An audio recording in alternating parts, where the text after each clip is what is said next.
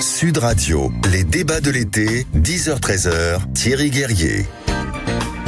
Bonjour à toutes et à tous et ravi de vous retrouver pour cette tranche de débat de l'été, en effet, entre 10h et 13h sur Sud Radio. Alors 3 temps, d'abord jusqu'à 10h30, 2 grands sujets.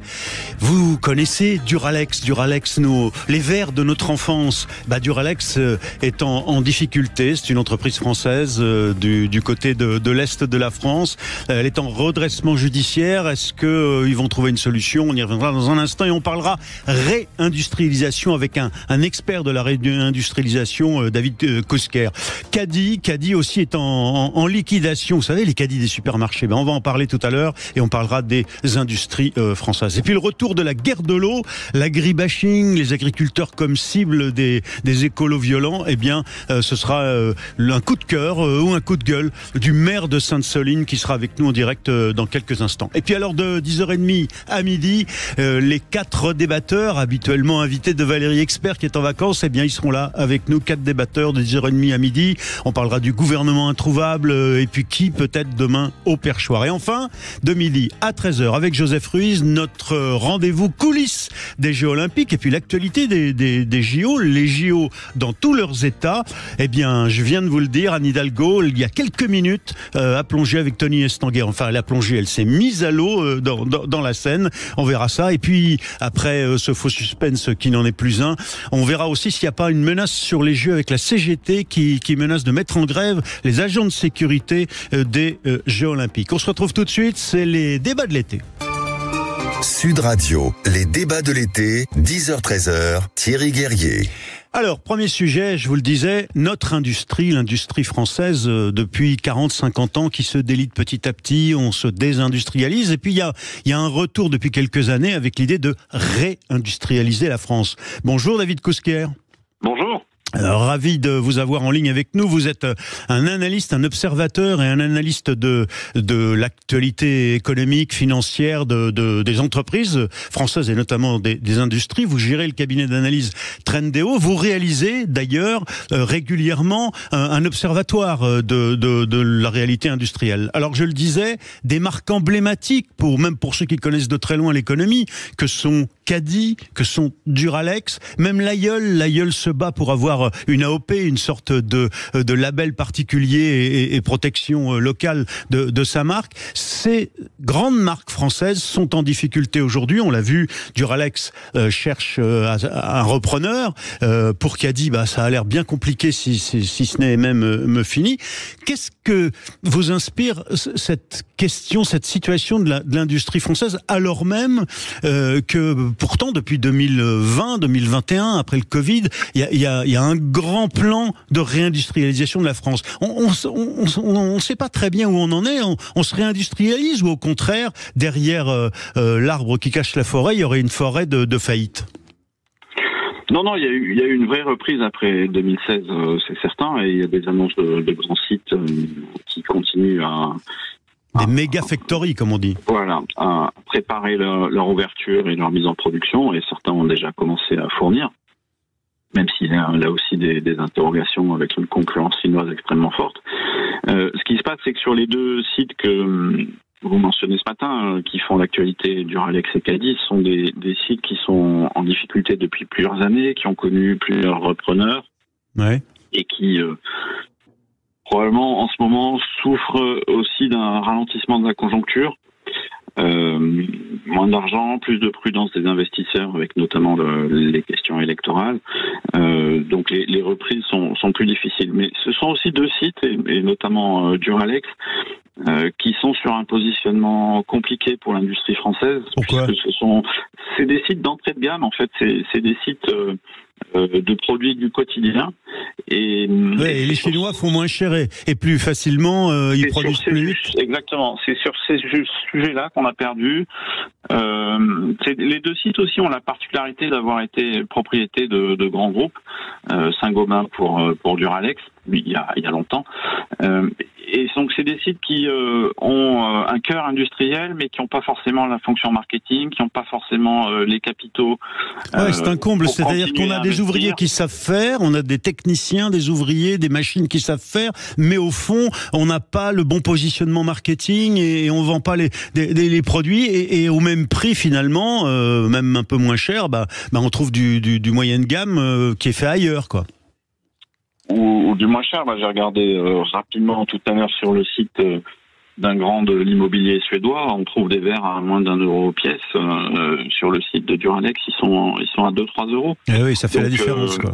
Voilà, c'est plus solide. Il peut y avoir un design plus intéressant pour des marques françaises, et c'est fait en France.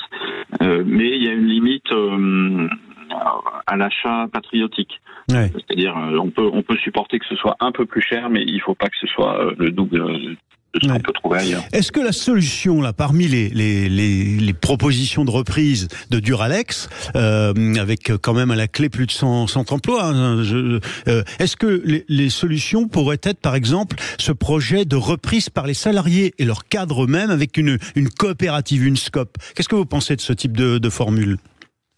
A priori, pourquoi pas. J'ai vu que certains syndicats sont plutôt favorables à une reprise par un groupe qui a d'autres verreries et qui a des fonctions marketing. Je pense que mais qui ne reprendrait pas tous les emplois. Aussi, voilà, oui, mais le projet de SCOP risque d'être sous-capitalisé, de prolonger une situation qui est difficile depuis plusieurs années. Oui, parce que ce qu'il faut, c'est de la trésorerie, du cash, de l'argent frais pour pouvoir tenir. Il suffit pas de dire je reprends à court terme, mais il faut un plan pour relancer notamment la pub, le marketing, comme vous disiez. Donc c'est ça que vous appelez sous-capitaliser. Il faut un projet, c'est-à-dire qu'il y a des difficultés dans certains secteurs. En ce moment, il y a toute la reconversion des sites automobiles qui sont sur le thermique et qui ne seront pas sur le véhicule électrique parce qu'il y aura moins de pièces, notamment, on ne va pas retrouver les mêmes pièces. Donc il y a des questions sectorielles, mais chaque échec et chaque réussite d'entreprise est aussi une histoire individuelle. Donc Duralex a eu son heure de gloire, on vit encore sur une popularité acquise depuis plusieurs années, mais il y a un projet pour relancer l'entreprise aujourd'hui. Alors, David Kousquer, vous êtes donc, je le rappelle, un analyste, observateur de la situation de nos entreprises et de leurs finances avec Trendéo et cet observatoire. Venons-en de manière plus générale, plus macro, je dirais, à la réindustrialisation. Il y a des méga factories et puis il y a un plan France Relance 2030 par exemple, financé en partie par l'Europe, voulu par le gouvernement précédent, pour essayer de pousser les entreprises à revenir. Et pourtant, elles ont il y a une série d'obstacles. Alors il y a les obstacles à court terme qui sont la dissolution et l'instabilité politique qui font peur. Par exemple, le Figaro Économie évoquait ce matin la French Tech qui a peur des effets de la dissolution. Vous allez nous expliquer pourquoi ils ont peur des effets politiques, les patrons de ces jeunes entreprises de la nouvelle technologie. Et puis il y a d'autres blocages. Il y a les questions de terrain, il y a les questions d'acceptabilité par les voisins qui font des recours quand on crée une usine. Et puis on recrute pas, c'est quand même un comble. C'est quoi les difficultés auxquelles sont confrontés ceux qui essayent de recréer des usines en France? Alors, il y a l'absence de grands titres. Alors, vous avez parlé des méga factories. Il y en a pas assez. C'est-à-dire que par rapport à la taille de l'économie française, il y a beaucoup moins de gigafactories qu'en Europe de l'Est ou en Allemagne ou en Pologne. Donc, voilà, on a un problème déjà de grands sites, effectivement, avec des réticences chaque fois qu'un grand projet est annoncé, il y a des réticences sur la consommation d'eau, sur l'espace. Mais c'est un comble quand même. On veut réindustrialiser et dès qu'il y a un projet, on envoie des recours, on se mobilise, les riverains n'en veulent pas. Enfin, c'est quand même paradoxal. Alors c'est compliqué. En même temps, on va pas remettre en question l'urgence du problème climatique. Ce qu'il faut, c'est préparer des sites. En fait, ce qu'il faut, c'est préparer à la fois l'opinion et des sites et compenser. C'est-à-dire que chaque fois qu'on prépare un grand site, il faut en échange faire une réserve biologique ou quelque chose comme ça qui permette de prévendre un peu les projets, parce que quand l'industriel est là, qu'il a besoin d'ouvrir dans quelques mois, c'est pas à ce moment-là qu'on peut faire une grande concertation. Donc il faut au maximum préparer l'arrivée de grands sites, mais il faut savoir qu'on a besoin de grands sites aussi. Ok. Et alors, ça c'est pour les recours. Le foncier, c'est donc le terrain. On manque de terrain aujourd'hui. Certains agriculteurs veulent pas lâcher certains leurs terrains. Puis il y a les fameuses zones sur lesquelles on ne peut plus construire de bâtiments nouveaux. Alors, il y a zéro artificialisation nette qui effectivement complique beaucoup la tâche et qu'il faudrait probablement relaxer un petit peu, spécifiquement pour l'aménagement de grandes zones industrielles, compensées par des zones où les réserves de protection biologique, ça c'est sûr. Vous avez cité aussi tout à l'heure la formation et les problèmes de recrutement. C'est vrai que l'industrie a eu une mauvaise image et donc il y a eu peu de gens, il y a eu moins de gens formés pour les métiers industriels. Bon, ça revient un petit peu. Et puis, je pense que ça doit plaider aussi pour un recours accru à tout ce qui est robotisation. Il ne faut pas en avoir peur. Il ne faut pas avoir peur des robots, en fait. C'est ça que vous nous dites. Bah non, c'est une solution. Parce que c'est une solution au manque de main d'œuvre. Et donc, il faut robotiser autant qu'on le peut. C'est ce qui permet aussi de baisser les prix, et c'est ce qui permet à des entreprises comme Duralex ou autres qui sont sur des produits d'entrée de gamme, c'est ce qui leur aurait permis probablement de survivre. Ouais, c'est un paradoxe. Les robots peuvent permettre de moderniser et finalement de relancer une industrie et donc finalement, au bout du compte, de créer des emplois par ailleurs.